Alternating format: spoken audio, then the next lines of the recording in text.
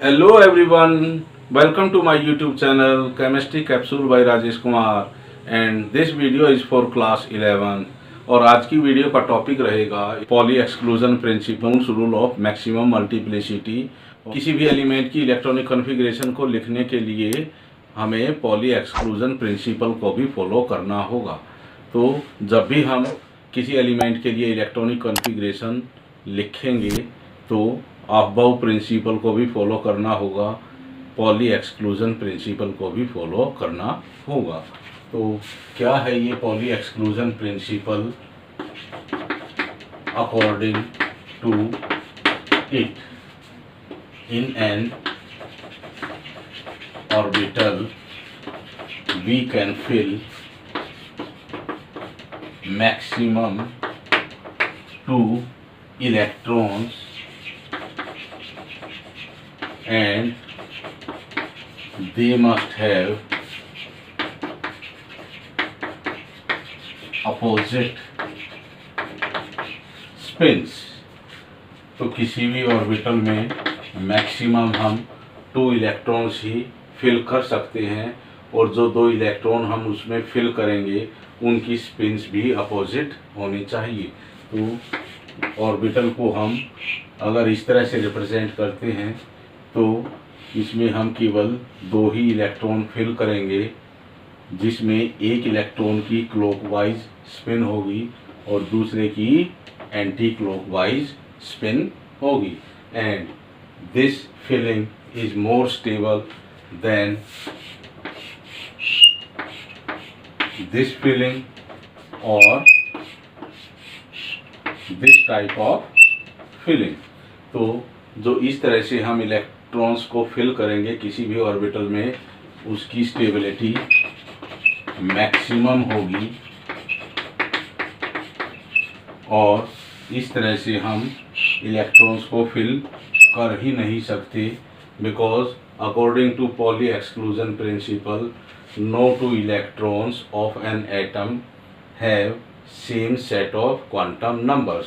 अगर मान लो ये 1s रहेगा तो इसके लिए जो क्वांटम नंबर्स का सेट बनेगा वो क्या बनेगा? n = 1, l = 0, m = 0 and s = +1। तो यहाँ पर इसकी क्लॉकवाइज स्पिन होने के कारण s की वैल्यू +1/2 हो जाएगी और इस इलेक्ट्रॉन के लिए n की वैल्यू 1 रहेगी, l की वैल्यू 0 रहेगी, m की भी वैल्यू 0 रहेगी और ये क्लॉकवाइज स्पिन है तो इसके लिए s की वैल्यू +1/2 होगी। तो हम यहाँ से देख सकते हैं कि जो 2 सेट ऑफ क्वांटम नंबर्स बनेंगे इन दोनों इलेक्ट्रॉन्स के लिए जो 1s ऑर्बिटल में प्रेजेंट हैं वो same set of quantum numbers के हैं। तो इस तरह से तो पॉसिबल है ही नहीं कि एक ही ऑर्बिटल में जो 2 इलेक्ट्रॉन्स प्रेजेंट होंगे उनके लिए same set of quantum number होंगे। And it is given by Pauli exclusion principle. So according to this principle in an orbital we can fill maximum 2 electrons and they must have opposite spin। तो किसी भी orbital में हम maximum 2 electrons ही fill कर सकते हैं और उनकी स्पिन्स क्या होगी? Opposite. And it is the poly exclusion principal. जो थर्ड रूल रहेगा किसी भी एलिमेंट की इलेक्ट्रॉनिक कॉन्फ़िगरेशन को लिखने के लिए, that is Hund's rule of maximum multiplicity. तो इस रूल को भी हमें फॉलो करना होगा किसी एलिमेंट की इलेक्ट्रॉनिक कॉन्फ़िगरेशन को लिखने के लिए। तो क्या है ये Hund's rule of maximum multiplicity और किन सब सेल्स के लिए ये अप्लीकेबल होगा, इसको अब मैं डिस्कस करूँगा। So this rule is applicable only for P, D and F subcells। So this rule is applicable only for P, D and F subcells। तो ये इन्हीं सबसेल्स के लिए क्यों अप्लीकेबल होता है? Because these subcells are having orbitals more than one.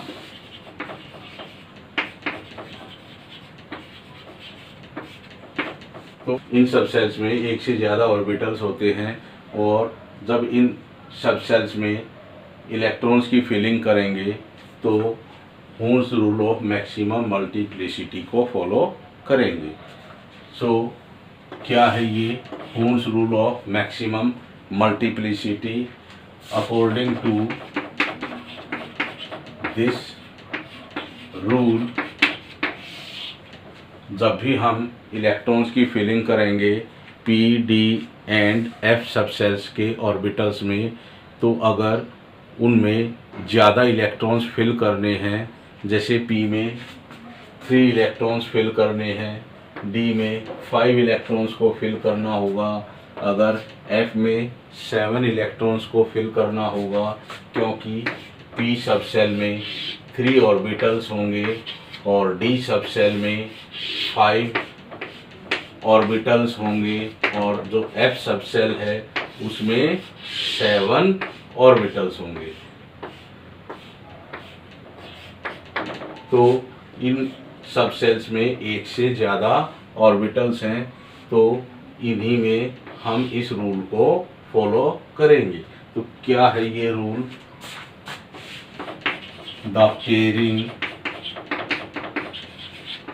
Of electrons in p D and f orbitals can not takes place. जो p d और एफ सबसेल के ऑर्बिटल्स होंगे उनमें इलेक्ट्रॉन्स की पेयरिंग नहीं कर सकते या नहीं हो सकती। कब तक? until the each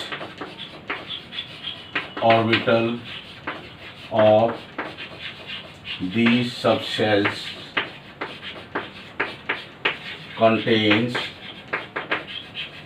one electron or singly occupied। तो इस रूल में हम देख सकते हैं क्या बताया गया है कि चाहे पी सबसेल हो या डी हो या एफ हो, अगर पी में हमें 3 इलेक्ट्रॉन्स फिल करने हैं या डी में हमें 5 इलेक्ट्रॉन्स फिल करने हैं या एफ में हमें 7 इलेक्ट्रॉन्स फिल करने हैं, तो इन सबसेल्स में जो ऑर्बिटल्स हैं उनमें इलेक्ट्रॉन्स की पेयरिंग तब तक नहीं होगी जब तक हर ऑर्बिटल में हम एक एक इलेक्ट्रॉन को फिल नहीं कर देते। अगर मान लो हमारे पास 3 इलेक्ट्रॉन्स हैं तो 3 इलेक्ट्रॉन्स एक इलेक्ट्रॉन इसमें आ जाएगा, एक इसमें आएगा और एक इसमें आएगा। जब तक इन 3 ऑर्बिटल्स में एक एक इलेक्ट्रॉन हम फिल नहीं कर देते तब तक हम इनमें इलेक्ट्रॉन्स की पेयरिंग नहीं कर सकते। इसी तरह से इसमें भी होगा। अगर हमारे पास 5 इलेक्ट्रॉन्स हैं और उन 5 इलेक्ट्रॉन्स को हम इसमें किस तरह से फिल करेंगे? सबसे पहले हम इन 5 ऑर्बिटल्स में एक एक इलेक्ट्रॉन को फिल करेंगे और जब हमारे पास 6 इलेक्ट्रॉन्स होंगे डी सबसेल के लिए, तो सबसे पहले हम क्या करेंगे? इन सभी 5 ऑर्बिटल्स में पहले एक एक इलेक्ट्रॉन फिल करेंगे। जो 6th इलेक्ट्रॉन हमारा बच जाता है अब वो इस फर्स्ट ऑर्बिटल में हम फिल करेंगे और जब इसमें फिल कर देते हैं तो वहाँ इलेक्ट्रॉन की पेयरिंग होगी। तो इलेक्ट्रॉन की पेयरिंग तब तक नहीं कर सकते हम इन ऑर्बिटल्स में जब तक इन सबसेल के ऑर्बिटल्स में एक एक इलेक्ट्रॉन को फिल नहीं कर देते। मीन्स जब तक ये ऑर्बिटल्स सिंगली ऑक्यूपाइड नहीं बन जाते। तो इसको हम एग्जांपल्स की हेल्प से एक्सप्लेन करेंगे। तो अब हम एक एग्जांपल लेंगे हर ऑर्बिटल के लिए, जो ऑर्बिटल्स होंगे पी सबसेल के लिए भी, डी सबसेल के लिए भी और एफ सबसेल के लिए भी। और मैंने पहले बताया था कि किसी भी सबसेल में जो इलेक्ट्रॉन्स होते हैं वो इलेक्ट्रॉन्स उस सबसेल में कितने होंगे उसको हम रिप्रेजेंट करते हैं NL(X) से। जैसे हम एक एग्जांपल लेंगे P सबसेल का, और वो P सबसेल रहेगी 3p3। इसका मतलब क्या है कि जो थर्ड ऑर्बिट का जो P सबसेल होगा उसमें 3 ही इलेक्ट्रॉन्स प्रेजेंट हैं। तो किस तरह से हम इस 3p सबसेल में इलेक्ट्रॉन्स की फिलिंग करेंगे, तो इसमें इलेक्ट्रॉन फिल करने के लिए हम हुम्स रूल ऑफ मैक्सिमम मल्टीप्लिसिटी का यूज करेंगे। तो हमारे पास टोटल इलेक्ट्रॉन्स इस 3p सबसेल के लिए कितने हैं? 3 इलेक्ट्रॉन्स हैं। So we have 3 electrons for this 3p subshell. तो किस तरह से हम फिलिंग करेंगे इन 3 इलेक्ट्रॉन्स की, इसमें according to Hund's rule of maximum multiplicity. तो 1 electron is to be filled in each orbital of this p। so इस तरह से हम इलेक्ट्रॉन्स की फिलिंग करेंगे 3p सबसेल में।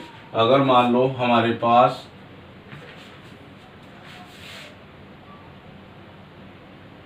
तो हम इसको दूसरी तरह से भी फिल कर सकते हैं, लेकिन वो मेथड रॉन्ग होगा हमारा। वो इस तरह से भी हम फिल कर सकते हैं। So this method is wrong because in this subshell there are 3 electrons and the first orbital contains 2 electrons but the third orbital remains empty.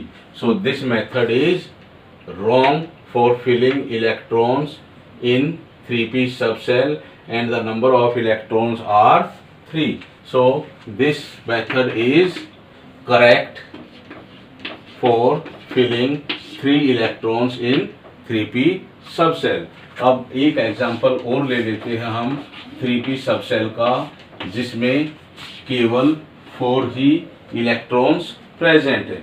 तो इसमें किस तरह से हम फिलिंग करेंगे according to Hund's rule of maximum multiplicity. तो इस सब सेल के लिए हमारे पास कितने इलेक्ट्रॉन्स हैं? 4। So how can we fill these 4 electrons in this 3p सब सेल? तो सबसे पहले हम एक एक इलेक्ट्रॉन को फिल करेंगे इन 3p ऑर्बिटल्स में जो 3p सब सेल के होंगे। अब हमारे पास एक इलेक्ट्रॉन बच जाता है और उस इलेक्ट्रॉन को हम इस तरह से फिल करेंगे कि इनमें से किसी एक ऑर्बिटल में हमें 2 इलेक्ट्रॉन्स को फिल करना होगा। तो इस तरह से हम 4th इलेक्ट्रॉन को फिल करेंगे और जो 4th इलेक्ट्रॉन आएगा इस फर्स्ट ऑर्बिटल में, तो यहाँ पर पेयरिंग हो गई है। तो पेयरिंग कब तक नहीं होगी? जब तक हर ऑर्बिटल में एक एक इलेक्ट्रॉन को हम फिल नहीं कर देते। तो इस तरह से हम पेयरिंग कर सकते हैं। ये अपना करेक्ट मेथड होगा 4 इलेक्ट्रॉन्स को फिल करने का 3p सबसेल में।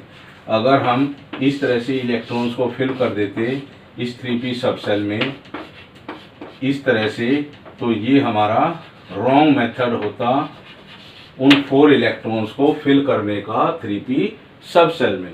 तो पेयरिंग कब तक नहीं होगी इलेक्ट्रॉन्स की? पेयरिंग जब तक नहीं होगी जब तक हर ऑर्बिटल में एक एक इलेक्ट्रॉन को हम फिल नहीं कर देते। अब मैक्सिमम मल्टीप्लिसिटी एक वर्ड आया है यहाँ पर इस रूल में। मैक्सिमम मल्टीप्लिसिटी मीन्स उस पर्टिकुलर सब सेल के लिए जब हम टोटल स्पिन कैलकुलेट करेंगे फॉर ऑल इलेक्ट्रॉन्स, तो वो क्या होनी चाहिए? मैक्सिमम।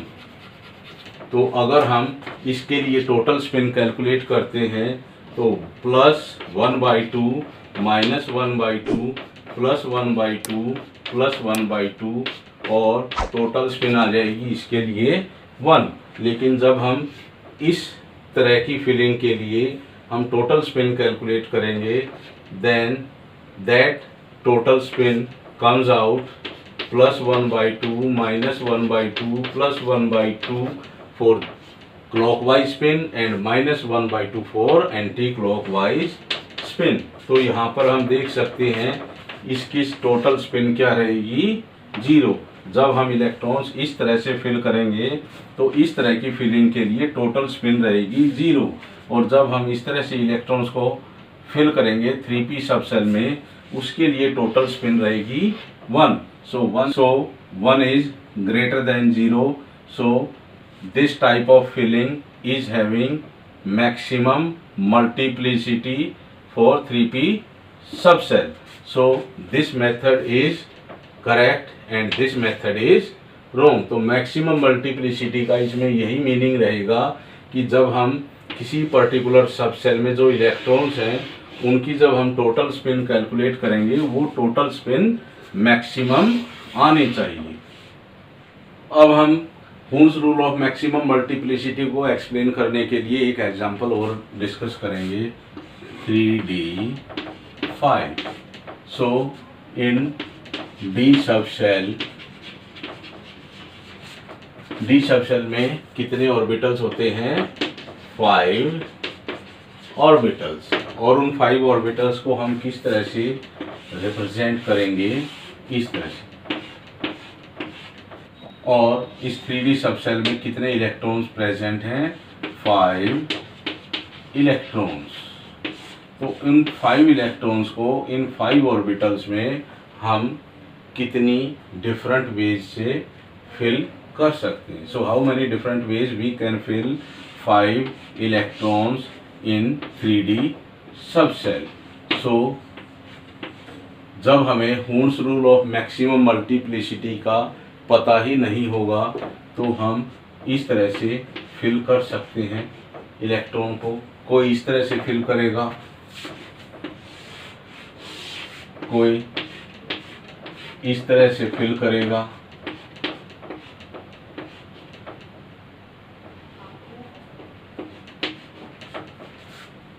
कोई इस तरह से फिल करेगा,